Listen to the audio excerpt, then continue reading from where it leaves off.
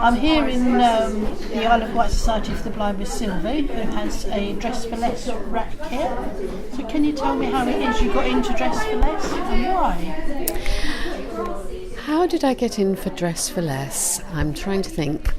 I knew the manager of a previous charity, and I was working with her in a 50-50 charity shop, and having raised the profile of that particular charity, we decided it was time to help raise the profile of another charity.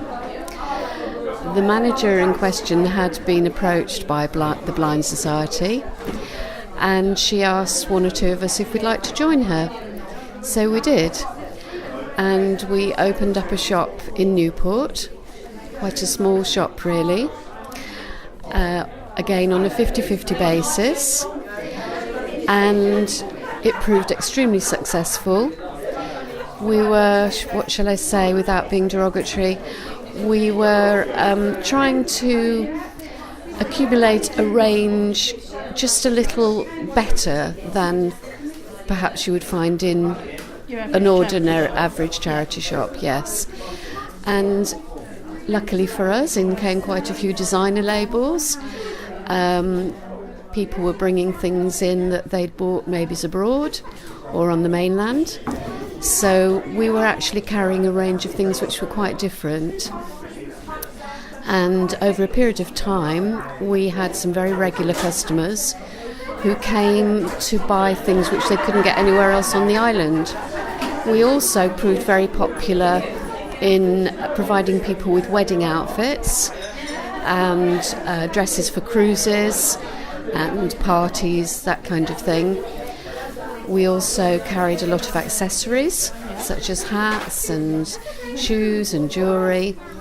Do you tend to find that things go round and round, or do they come back to you, or not generally? Sometimes if they don't sell, people will bring them back. Is that what you're asking? No, I'm saying if you've got someone who's bought a dress for a wedding, say, oh yes, they've used it, do they bring it back again? Yes, we do find that, because obviously, particularly wedding outfits, they're only ever really been worn the once.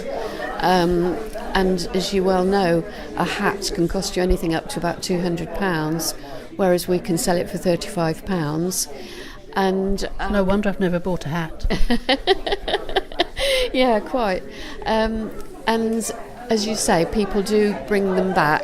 We do stress to people that they can bring them back, which I think they quite like, because although they won't get exactly the same amount, they are getting something back. And we've proved so successful that we've actually moved into larger premises now.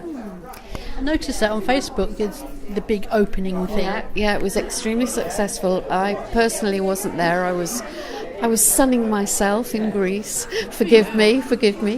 But it was extremely successful. We had a lot of people came apparently, and there was a lot of trading went on. So yeah, we did very well, and we seem to be continuing to do well. We're always looking for volunteers, incidentally, because we're having moved into bigger premises. We feel that we need 3 people working at a time now. So we're always looking for new volunteers. So do they have to be female volunteers? Can they be male, or just for the nature of the thing it should be female?